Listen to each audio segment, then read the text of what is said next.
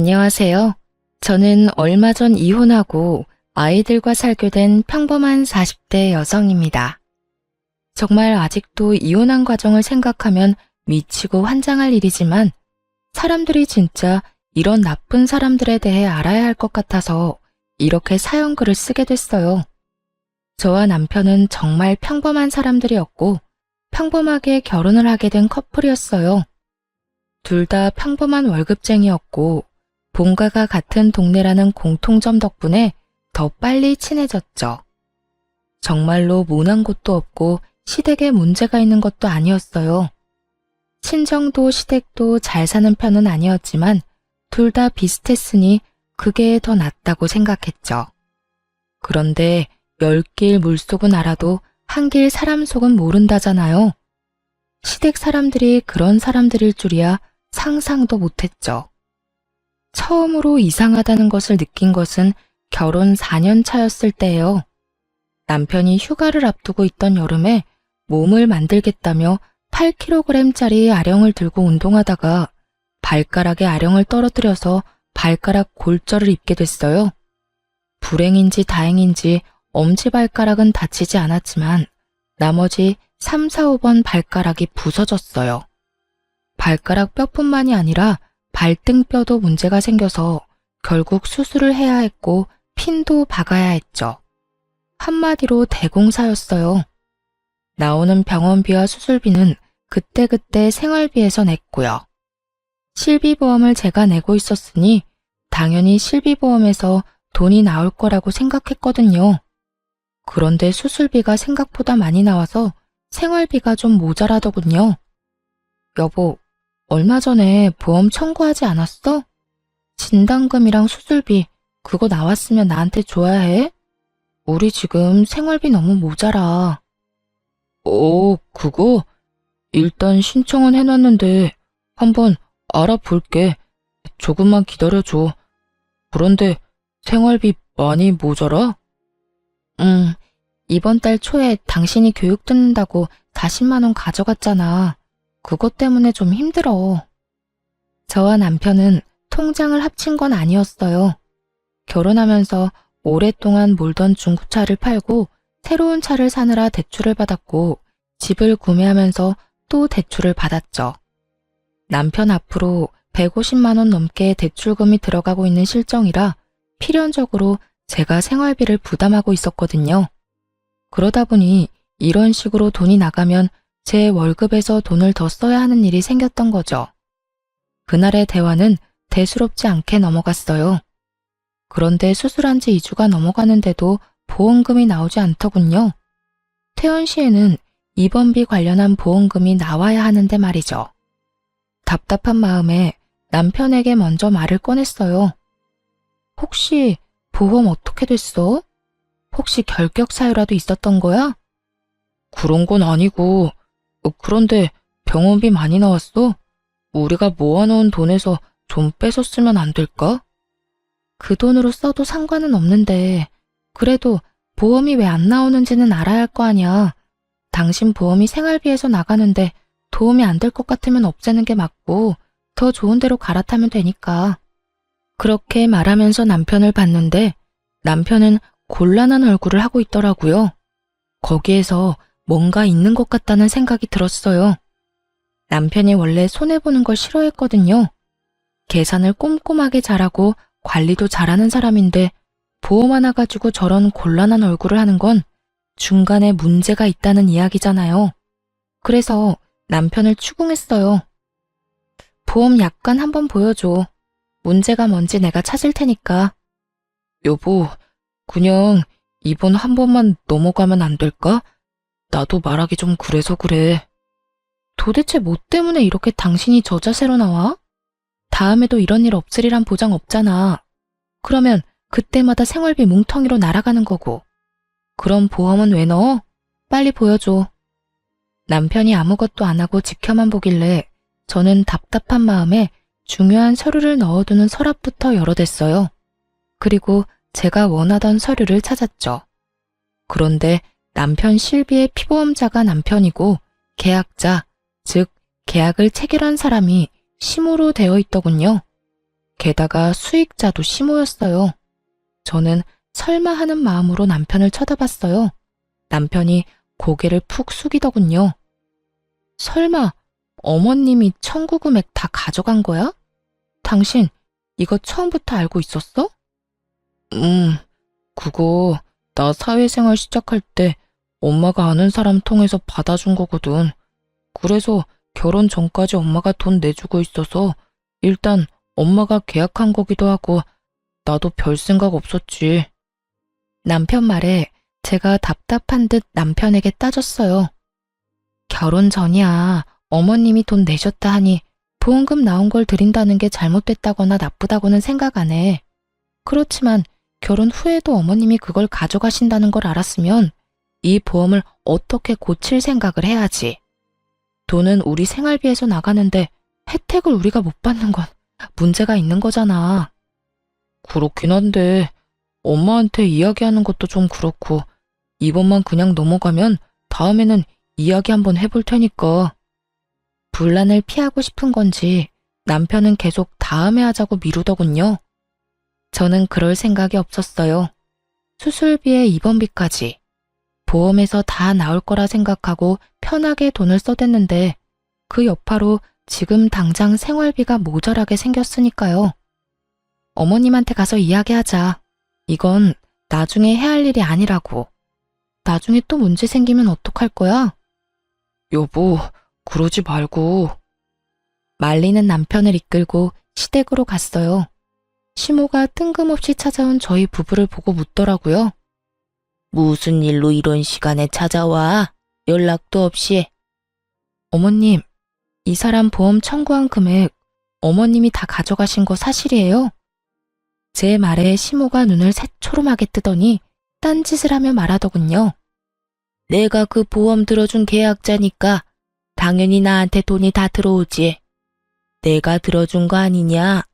아들이 피보험자고 내가 계약자니까. 어머님, 그럼 보험을 넣으신 이유는 뭐예요?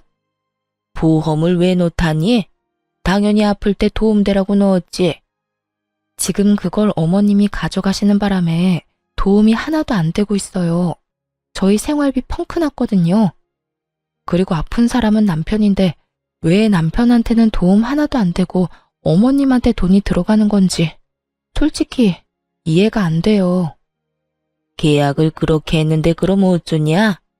너 설마 그 돈 때문에 여기 와서 나 잡는 거니?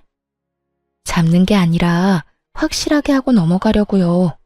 솔직히 이제 그 보험비도 저희가 받아와서 내는데 왜 어머님이 그 돈을 가져가는지 모르겠네요. 청구 금액 돌려주실 거죠? 내가 그 돈을 왜 줘야 하는지 모르겠구나. 엄연히 그런 보험이야. 내가 아들 보험 들어주면서 그 정도도 못하니? 아니 꼬면 내가 아들 키워준 대가라고 생각해. 어이없는 말을 들으니 답답하기만 하더군요. 저는 찍소리도 못하고 가만히 있던 남편을 불렀어요. 여보, 당신은 어떻게 하고 싶어? 이렇게 앞으로 병원비 보험 지원도 안 받으면서 생돈으로 다 낼 생각이야? 그건 아니지만. 남편은 정말 답답하게도 저와 시모 사이 눈치만 보더군요. 하긴 자기 입으로 무슨 말을 하겠어요? 결혼 전에는 시모가, 결혼 후에는 제가 내줘서 본인이 돈 낸 적은 한 번도 없으니 말이죠.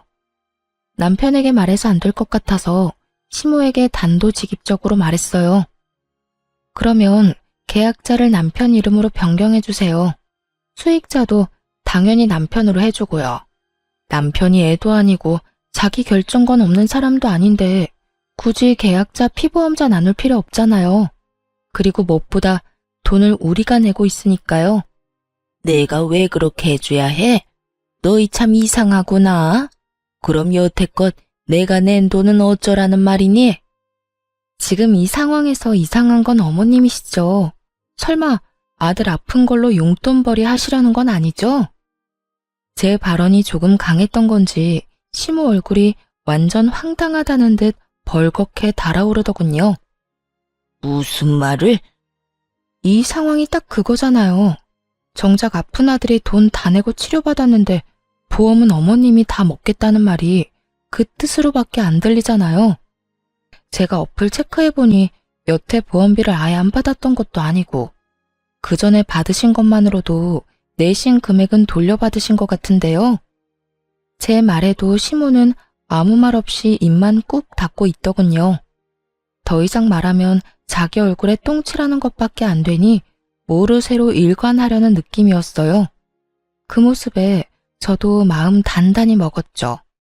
지금 당장은 남편 건강이 그리 나쁘지 않아서 저 보험이 필요 없을 수도 있지만 나중에 나이가 들면 저희가 얼마나 큰 손해를 보겠어요. 그래서 남편에게 말했죠. 어머님은 계약자 수령인 바꿀 생각 없으신가 보네.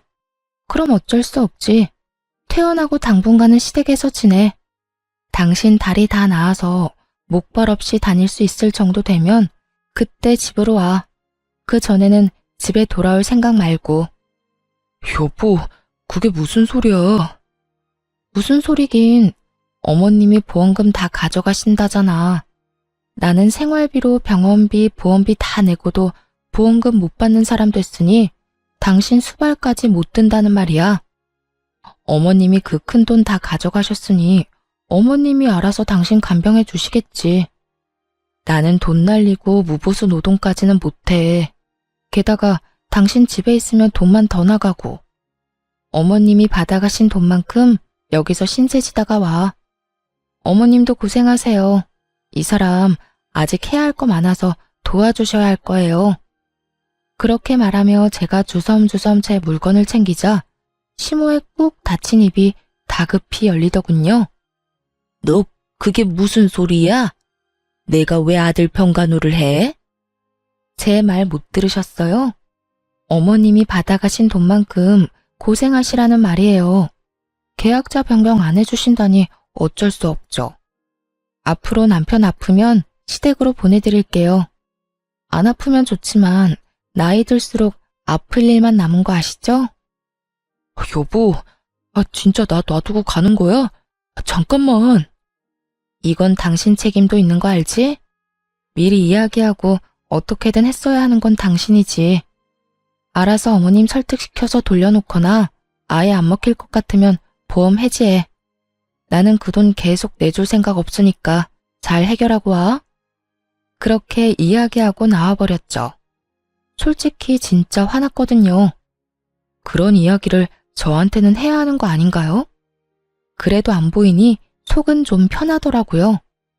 남편이 오른쪽 발을 다치는 바람에 아침에 누가 운전해주지 않으면 직장에도 못 가고 병원도 못 가는 상황이었거든요. 생활비는 제가 가지고 있으니 택시는 못 탈 거고 매일 아침 저녁으로 시모가 남편 직장 병원까지 왔다 갔다 해야 할 판이었죠. 그리고 저는 남편이 시댁에 가 있는 동안 돈 한 푼 안 줬거든요.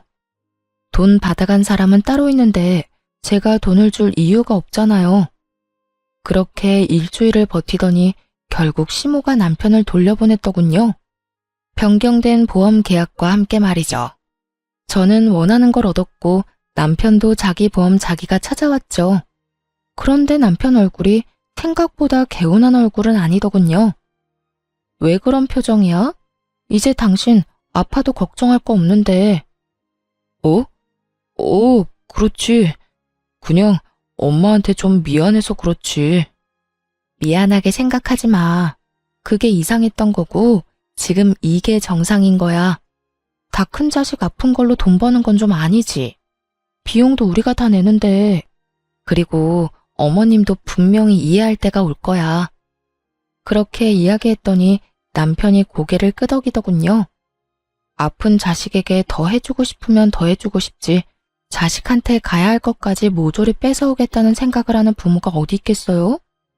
사실 저희 어머니가 시모와 같은 동네 살아서 오가며 인사도 하고 아는 사람도 많았던지라 걱정이 됐는데 다른 사람에게 이야기해봐야 자기만 손해라는 걸 아는지 아무 말도 안 했더라고요. 그렇지만 이 일로 시댁과 저는 거리가 생겨버렸잖아요. 그래도 미래에 더 큰 병으로 이런 일 생겼으면 더 돌이킬 수 없었을 거라는 생각을 하면 차라리 지금 좀 척치는 게 나을 수도 있다고 생각했어요. 하지만 그 일로 인해 제 마음속에 시모에 대한 이미지는 완전히 박살이 나버렸죠. 그렇게 교양 있어 보이고 사람 좋아 보이던 시모가 돈이라면 환장을 하는 사람처럼 보이기 시작했거든요. 그래도 그 이후로 저희한테 돈을 요구한다거나 하지는 않았어요. 그런데 사건은 의외의 곳에서 터지는 법이더라고요. 저와 남편은 결혼하면서 신혼집을 마련할 때 남편 4천, 저 2천, 친정에서 3천, 나머지는 대출로 집을 샀거든요. 대출을 남편이 갚기로 하면서 명의는 남편 앞으로 하기로 했어요. 솔직히 우리 돈이 들어가기는 하지만 저희 돈은 리모델링비랑 혼수로 거의 다 쓰게 됐으니까요. 그리고 결혼 후 새로 사야만 했던 새 차의 할부금도 남편이 갚고 있는 중이었거든요. 그래서 제가 10년째 생활비를 충당 중이었어요. 여보, 미안한데 40만 원만 생활비에서 가져갈 수 있을까? 사촌 동생이 과일 장사 시작했잖아. 가서 좀 팔아주기도 해야 하고 얼마 전에 첫째가 낸 문콕 사고도 돈 물어줘야 하거든. 당신 남는 돈은? 월급에서 대출금 갚고 나서도 돈 좀 남잖아. 얼마 전에 본가에서 보일러 고장났다고 해서 그거 고치는데 돈 좀 썼어. 그래서 이번에는 돈이 없어. 아, 그거 가져가면 나 남는 돈 거의 없어. 자동차 할부는 이제 끝날 때 되지 않았어? 3달 정도면 끝나. 그러면 나도 좀 여유로워지니까 당신 도와줄 수 있겠지. 그때까지만이야. 조금만 도와줘. 필요한 돈이긴 했어요. 애가 문콕을 하는 바람에 상대 차량 문짝을 갈아줘야 했거든요. 그렇지만 한 번에 40만 원이라는 돈이 나가니 생활비가 진짜 휘청하더라고요. 그래도 어쩌겠어요. 필요하다니 줘야죠. 그 전에도 남편은 생활비에서 그렇게 돈을 자주 빼갔어요. 작년까지만 해도 남편이 매달 드는 교육과 헬스장 비용으로 매달 30만 원씩 나갔었죠. 그 외에 경조사 비용으로도 자주 가져갔고요. 생활비를 비상금 정도로 생각하는 남편을 보며 그 집도 차 할부금이 다 끝나면 괜찮겠지 하는 생각을 했어요. 그런데 남편에게 돈을 빌려주고 정말 오랜만에 가계부를 살펴보는데 이상하게도 남편이 매달 4, 50만 원씩 꼬박꼬박 가져가고 있는 걸 발견했거든요.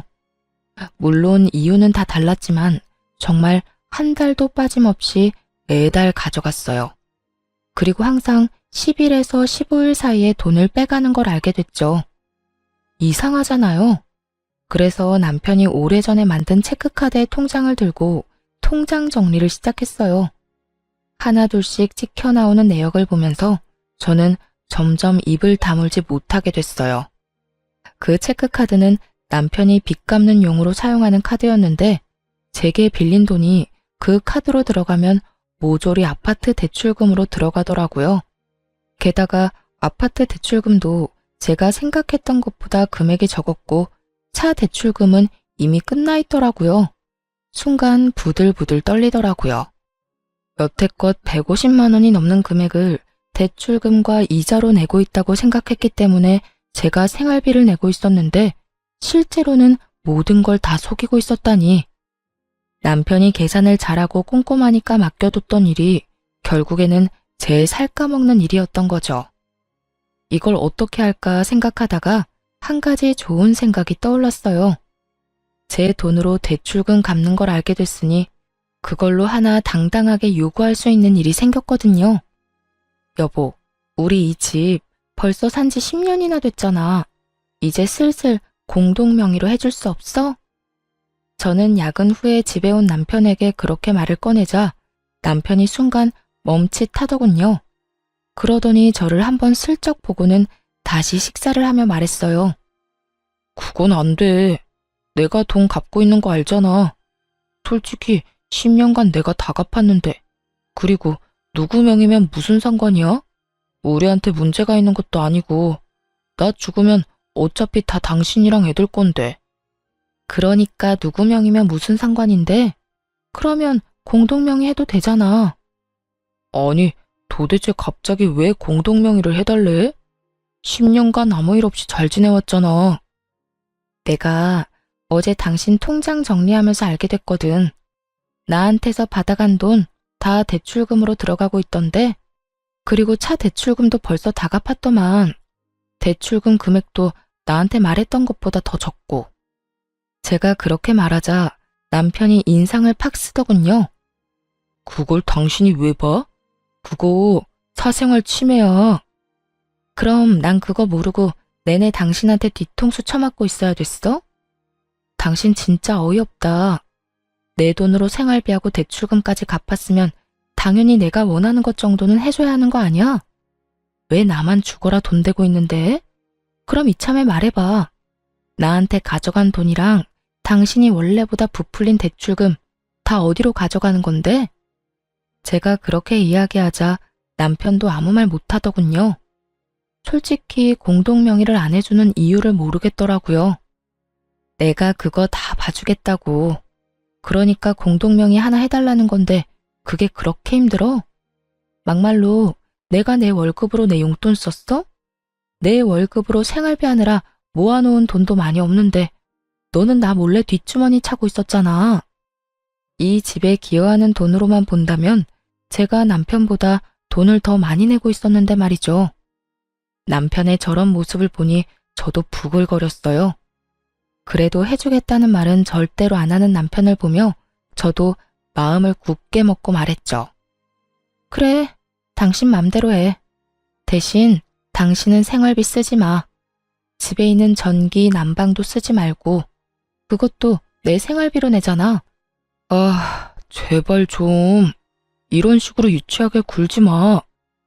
먼저 치사하게 군 게 누군데? 너 하는 행동이 괘씸해서라도 나 너 용서 못해. 당분간 당신한테는 절대로 생활비 안 줄 거니까 알아서 해.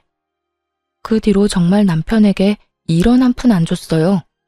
난방이랑 전기도 못하게 막아버렸고 냉장고에 음식도 못 먹도록 아이들 음식도 단품 요리로 만들어서 바로 먹어버렸어요. 밥도 딱 애들이랑 저 먹을 만큼만 만들어서 먹고요. 식재료만으로는 만들어 먹을 수 없으니 남편은 며칠간 라면만 먹더군요. 그렇게 치사하고 깐깐하게 구니 한 3개월이 지나자 남편이 저에게 항복의 메시지를 보냈어요. 미안해. 내가 사과할게. 그러니까 이제 제발 그만해. 시켜 먹는 것도 하루 이틀이고 아침 거르는 것도 익숙하지 않은 사람에게는 더 힘든 법이거든요. 결국 그걸 견디지 못한 남편이 저에게 먼저 사과를 하게 된 거죠. 미안하면 공동명의나 해줘. 솔직히 나도 이렇게 치사하게 굴기 싫거든. 근데 여태껏 들어간 내 돈이 아까워서라도 그러면 안 되는 거잖아. 그리고 결혼할 때 언젠가는 공동명의 해준다고 했잖아. 그 말 지금 지킨다고 생각해. 10년간 나한테 돈 부풀리고 가져갔으면 이 정도 요구가 그렇게 큰 건 아니잖아. 그치? 제 말에 남편이 한숨을 푹 쉬더니 그러더군요. 알았어. 공동명의 해줄게. 저는 기분이 너무 좋았어요. 그렇지만 너무 티내지 않으려고 노력했죠. 사실 결혼 초에는 공동명의는 해도 안 해도 그만이라는 생각을 하고 있었는데 결혼 10년 차 되니 제 재산을 가지고 싶다는 생각이 들었거든요. 게다가 제가 돈을 안 버는 것도 아니고 그걸로 집에 생활비로 다 쓰는데 제 앞으로 된 재산이 아무것도 없다는 것도 좀 싫었고요. 그래서 남편이 공동명의 해줄 날만 기다리고 있었죠. 그런데 그 다음날 시모가 저희 집에 찾아왔더군요. 너 이게 도대체 뭐 하는 짓이니? 네가 뭔데 공동명의를 요구해? 네가 한 게 뭐가 있는데 내 자식 재산을 넘봐? 어이가 없었어요. 다짜고짜 와서 저한테 이런 막말을 하다니. 남편은 그런 시모를 말리려 애쓰더라고요. 놔봐. 넌 바보 등신이야? 어떻게 된 게 네 손 안에 들어온 것도 못 지켜서 이 난리야? 시모의 그 말에 저도 빈정이 확 상해버렸어요. 솔직히 왜 제가 저런 소리를 들어야 하는지 모르겠더라고요. 그래서 저도 시모에게 이야기했죠. 어머님, 남편이 그간 저한테 가져간 돈이 얼만지 아세요? 그리고 남편이 그간 대출금 부풀려서 이야기해서 생활비 지원조차 안 하고 뒷주머니 찬 게 얼만지는 알고 그런 말씀 하시는 거예요? 그게 무슨 소리야? 집값 낸 사람이 집주인이지. 그러니까요. 그 집 대출금도 제 돈 가져가서 냈던데 그것도 모르고 지금 여기 와서 저한테 이러시는 거예요? 뭐? 그게 무슨 소리야? 시모가 처음 듣는 내용인 듯 남편을 쳐다보더군요. 남편이 한숨을 푹 쉬고는 시모에게 말했어요. 제가 와이프 생활비로 대출금을 좀 냈어요. 얼마를? 한 달에 4, 50만 원 정도요. 올랑. 화내려는 시모 앞에 제가 한마디 더 붙였어요. 매달요. 10년간. 그래도 그렇지. 4, 50만 원은 내줘도 되지. 제가 생활비로 150, 200 정도 이미 내는데도요. 생활비도 네가 내냐? 넌 생활비 안 줘? 네. 남편 말에 시모가 눈을 질끈 감더군요. 제가 이 집과 생활 유지에 돈을 더 많이 내는데 그거 요구하는 게 과한 일인가요? 나는 모르겠다. 니들이 알아서 해라. 시모는 무슨 말이 하고 싶어서 왔는지는 모르겠지만 그 말만 남기고 후다닥 사라졌어요. 분명히 아들 편을 들며 저를 혼내주고 싶었던 모양인데 어쩌겠어요. 사실로 따지면 제가 그 집을 가져도 모자란 것을. 그리고 솔직히 애초에 리모델링 비용까지 하면 오로지 남편 거라고 하는 것도 웃기잖아요. 그렇게 남편은 조만간 공동명의 해주겠다고 약속까지 했어요. 기분이 좋았지만 그 기분도 금방 가라앉았어요. 남편 때문이 아니라 친정사정 때문에요. 저희 친정어머니가 지병으로 몇 년을 앓고 계셨는데 당장 수술이 필요한 상황이었거든요. 게다가 저는 생활비 쓰느라 돈 모아놓은 것도 많지 않았고요. 남편과 함께 모아둔 돈은 더 큰 집으로 가거나 애들 교육에 쓸 목적으로 모은 거였거든요. 제가 남편에게 슬쩍 물었죠. 여보, 우리 모으고 있는 돈 좀 빌려줄 수 있어?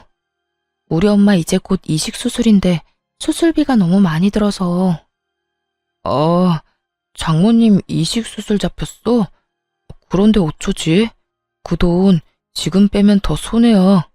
이때껏 모아놓은 돈은 다 더 부풀리려고 각종 펀드랑 주식에 넣어놨잖아.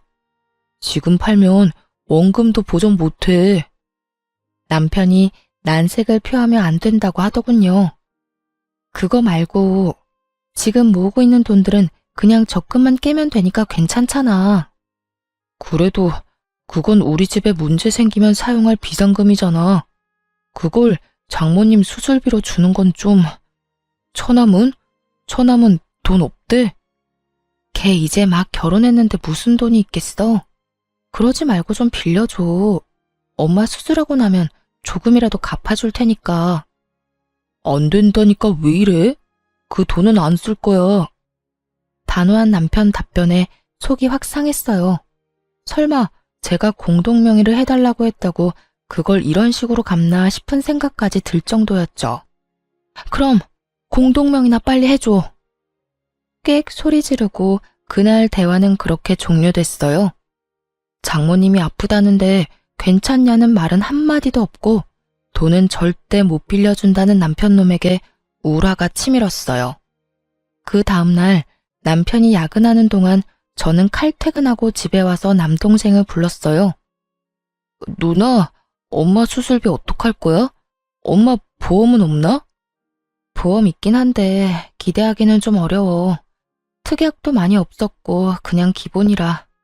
낸 만큼 다 못 돌려받을 가능성이 높지. 너희 매형도 진짜 너무하지 않니?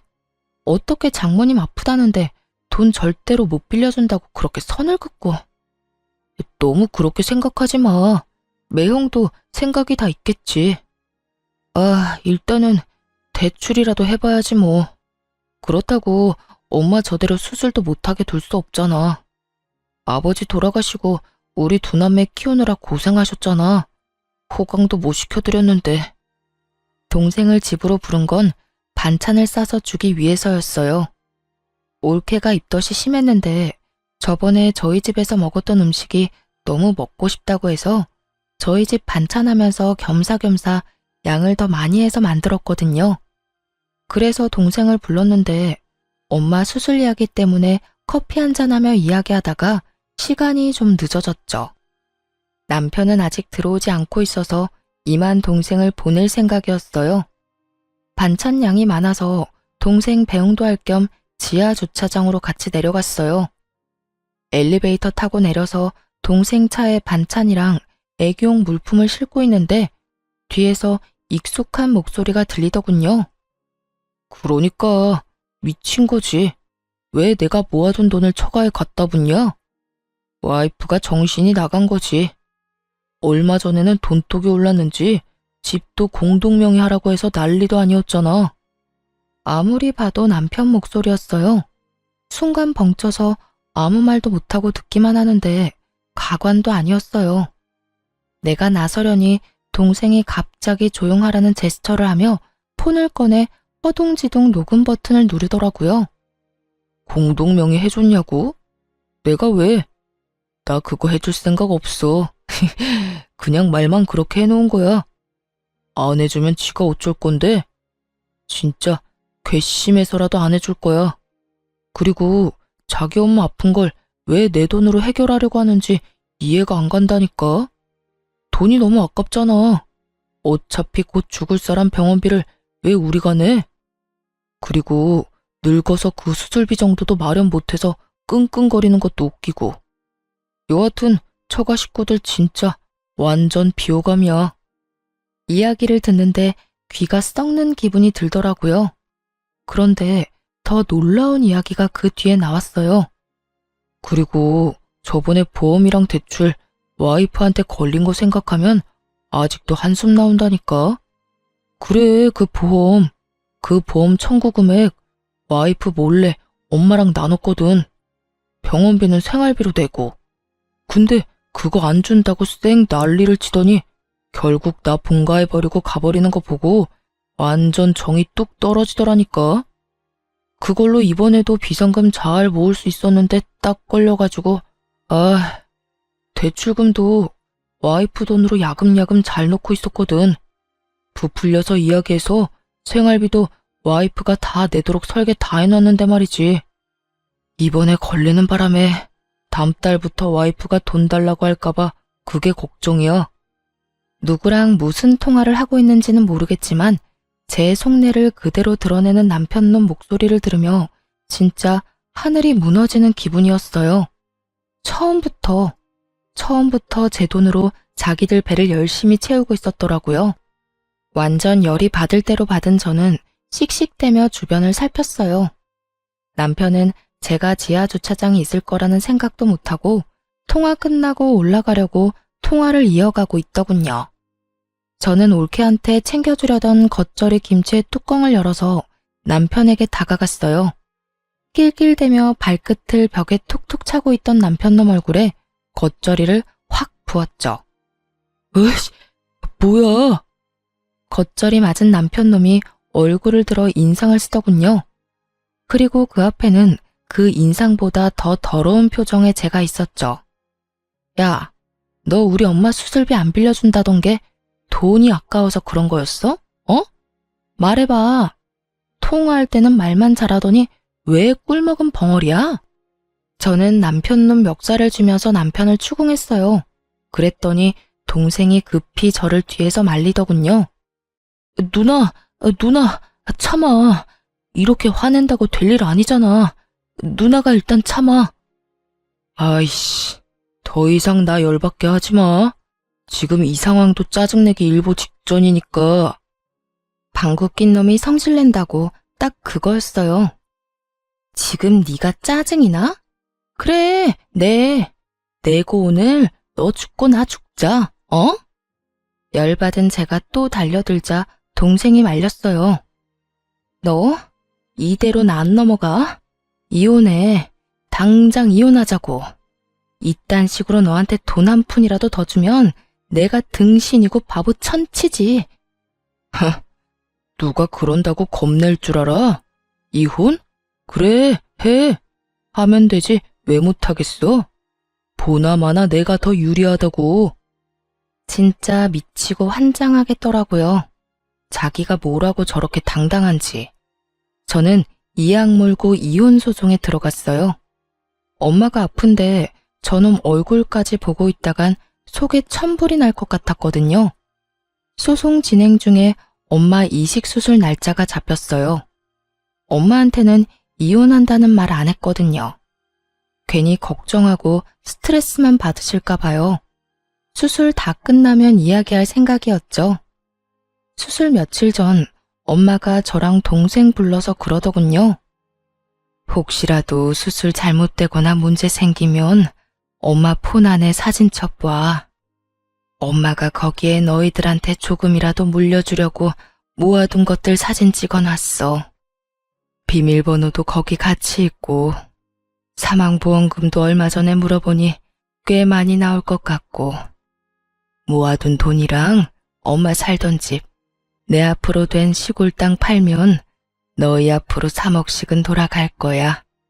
그리고 수술비도 걱정하지 말고 무조건 그 통장에 있는 돈 써. 알았지? 동생과 저는 깜짝 놀랐어요. 평소 친정엄마가 항상 돈 없다는 말을 밥 먹듯이 하니 저도 동생도 당연히 어머니에게 돈이 없다고 생각했거든요. 그런데 이렇게 알뜰살뜰 모아놨을 줄은 상상도 못했죠. 이제 수술만 잘 되면 된다고 생각하고 있었는데 수술 도중에 어머니가 돌아가셨어요.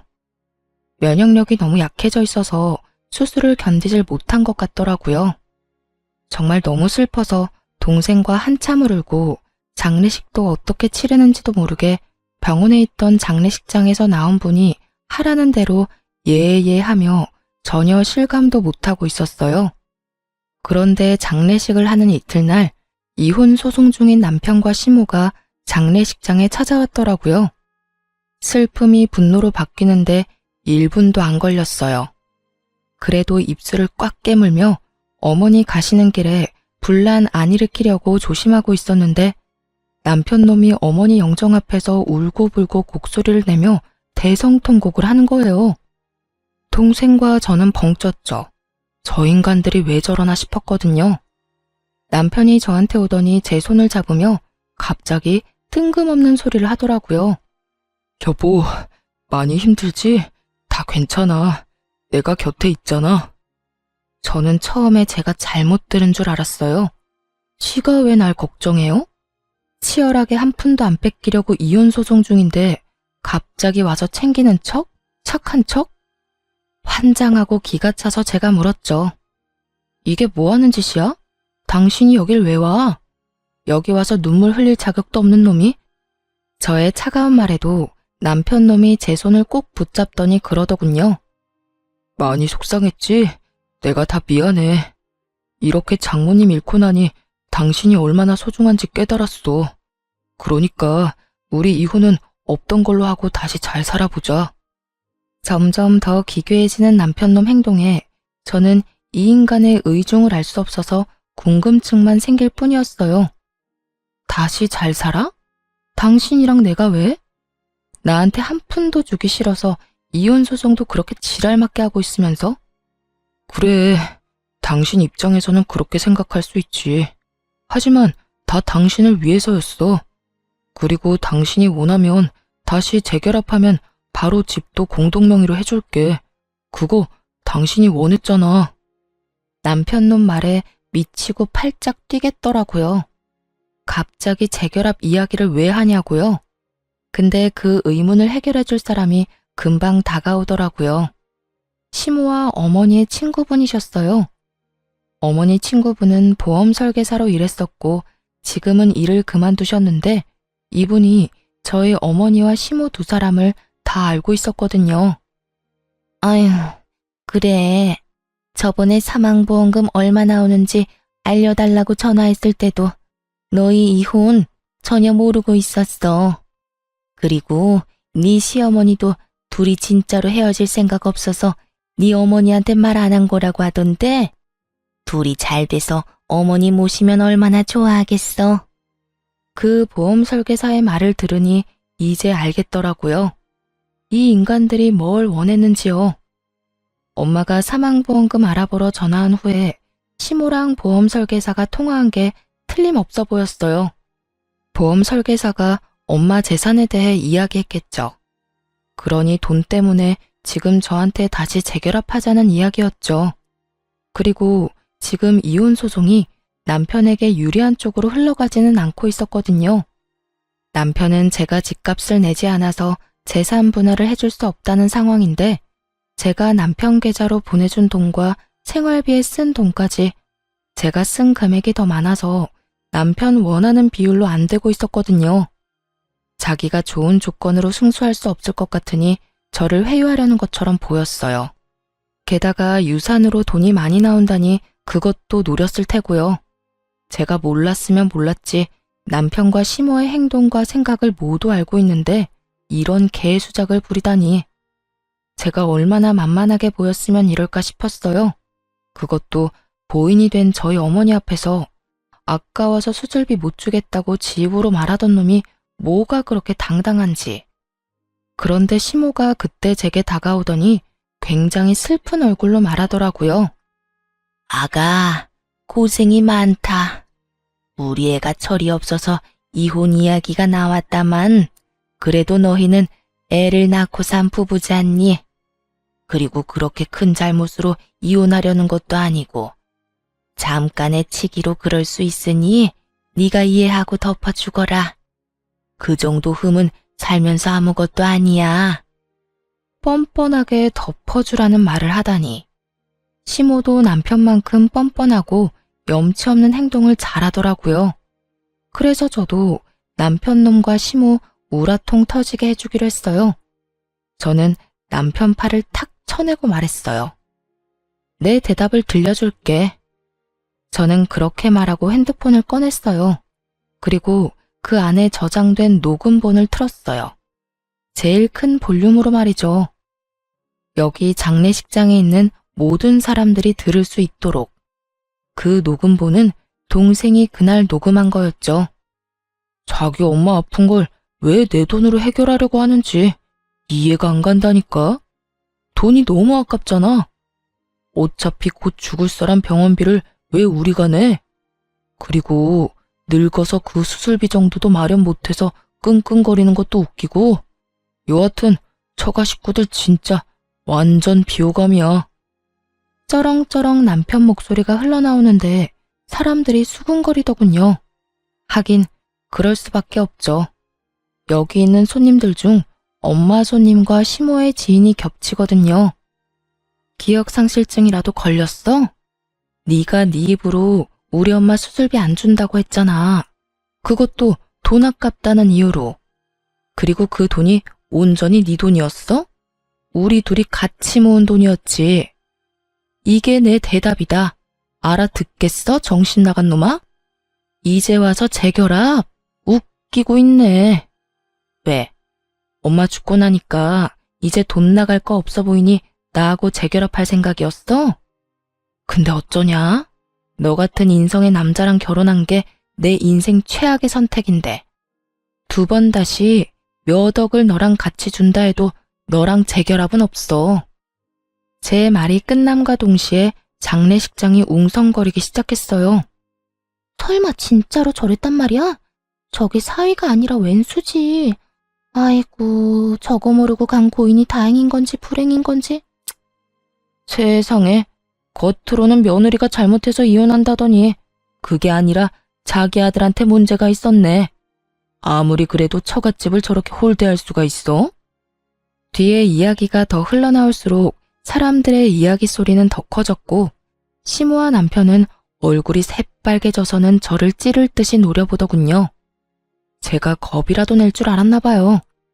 제가 도리어 더 눈을 똑바로 뜨고 째려보는데 동생이 그 사이에 끼어들어왔어요. 형님, 여기서 형님 반기는 사람 아무도 없어요. 저희 가족들도 누나도 그리고 저희 어머니도요. 그러니까 알아서 좀 빠져주세요. 저렇게 조롱해놓고 저희 어머니 장례식에 오는 건 저희를 무시하는 건가요? 아니면 저희 어머니를 무시하는 건가요? 설마 자기 입으로 저렇게 다 말해놓고 아니라는 말 하실 건 아니죠? 남동생의 그 말에 남편이 주변의 눈치를 살살 보더니 결국 시모를 두고 자기 몸만 빠져 도망치듯 나가버렸어요. 속이 시원하더라고요. 여기 사람들 중에 시모와 남편 아는 사람들이 많았거든요. 지금껏 시모와 남편을 착한 사람이라고 잘못 알고 있다는 것만으로도 완전히 열받았는데 그 사람들에게 다 알려줄 수 있었으니까 다행이라 생각했어요. 결국 남편과 저는 이혼을 했어요. 재산 분할도 저한테 유리하도록 됐죠. 저는 어머니 유산과 재산 분할로 받은 돈 보태서 시모집 근처 좋은 평수로 이사를 갔어요. 그리고 자주 마트에서 시모와 전 남편을 마주쳤거든요. 그전에는 그렇게 기고만장해서 코가 하늘을 찌르더니 지금은 저를 봐도 모른 척하기 바쁘더군요. 왜냐고요? 마트 갈 때마다 아는 사람들이 그런 이야기를 해주거든요. 아유, 고생 많았어. 어떻게 그렇게 되먹지도 못한 인간을 만나서. 그래도 일찍 이혼한 게 다행이지. 그런 놈이랑 같이 살아봐야 저승가에는 어머니 속만 문드러질 테니까. 그렇게 시모와 전 남편이 있는 곳에서 저를 다독이며 자주 말해줬거든요. 솔직히 사람들 입에 오르내리는 일은 저도 좋아하지 않지만 나쁜 인간들 엿먹이려는 일이라고 생각하니 도리어 의욕이 샘솟더라고요. 그렇게 몇 번 그 인간들 있는 곳에서 그런 소리 들으니 결국은 그 인간들도 못 참더라고요. 몇십 년이나 살았던 동네를 쫓겨나듯 도망가게 됐으니까요. 전 남편과 시모가 어디로 갔는지는 저도 몰라요. 하지만 두 사람의 행보가 어디든 이제 저랑은 상관없다고 생각해요. 저도 복수할 만큼 했거든요. 그렇게 돈 좋아하는 두 사람보다 더 많은 돈을 가지게 됐고 두 사람보다 더 좋은 환경에서 살고 있는 걸 봤잖아요. 그러니 얼마나 속이 쓰렸겠어요? 남의 떡이 더 커 보인다고 했어요. 이혼 후에 제가 가진 것들이 참 먹음직스럽게 보인 만큼 자기가 한 선택도 여전히 후회할 가능성이 높았죠. 솔직하게 말해서 대출금을 부풀려서 저 모르게 돈을 모으고 시모와 돈을 나눠 갖고 제 돈으로 대출금을 냈던 일들은 어떻게 보면 제가 이해하고 넘어갈 수 있었던 일이었어요. 그리고 그걸 위해 공동명의를 내세우기도 했고요. 그런데 아픈 장모에게 들어갈 돈이 아까워서 빌려주지 않았다는 건 참을 수 없는 일이었어요. 남편이 엄마 수술비를 빌려줬더라면 저는 엄마의 유산으로 남편에게 더 잘해줬을 거예요. 사람 마음이라는 게 힘들 때 도움 주는 사람에게 더 잘해주고 싶거든요. 하물며 가족이 걸린 일인데 제가 얼마나 극진히 남편을 대했겠어요? 그런데 꼴랑 그거 아까워서 자기가 가질 수 있었던 모든 걸 잃게 됐으니 옆에 있을수록 자괴감과 후회가 전 남편과 시모를 무척 괴롭혔을 거예요. 결국은 참다 못해 떠나긴 했지만요. 저는 그들이 사라진 곳에서 편하게 잘 지내고 있어요. 전 남편과 시모가 뭘 하는지 전혀 모르고 연락도 들은 적 없어요. 다만 한 가지는 정확하게 알죠. 여기로 두 번 다시 돌아오지 못할 거라는 거요.